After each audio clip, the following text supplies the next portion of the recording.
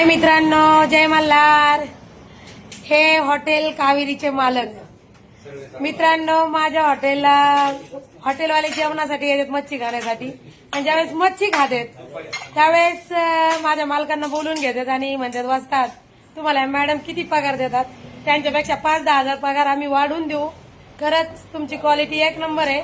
पण मित्रांनो, तुम्हाला मला एक सांगायचं आहे, हे हॉटेलचे मालक आणि माझे पतिदेव आहेत, म्हणजेच नवरदेव. आणि तुम्ही ह्या वस्तादला कुठं नेणार? कुठंच नेऊ शकत नाहीत. कारण हा वस्ताद ह्या माणसाला सेट बनवण्यासाठी आतापर्यंत मी थेट दिवस घातलेत. आणि तुम्ही हा माणूस फोडून नेणार, आणि ती पण मालकीनी बसून. माझे मालक येतात ते. मित्रांनो, तुम्हाला विनंती माझी की वस्ताद करताय ते नक्की वस्तादचं काम तेच करतात. माझं हॉटेल घरगुती हॉटेल आहे, असं नाहीये की मोठं हॉटेल आहे. छोटंच हॉटेल आहे, पण आम्ही क्वालिटी नक्की बनवतो आणि क्वालिटीचं लोकांना खाऊही घालतो. पण लोकांना असं वाटतंय की वस्ताद कायमस्वरूपी किचनमध्ये असतात आणि वस्ताद एक नंबर क्वालिटी बनवतात, म्हणून लोक वस्तादला फितवतात.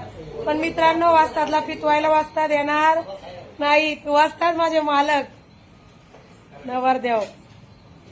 समजलं? मला खूप हसायला येतंय लोकांचं.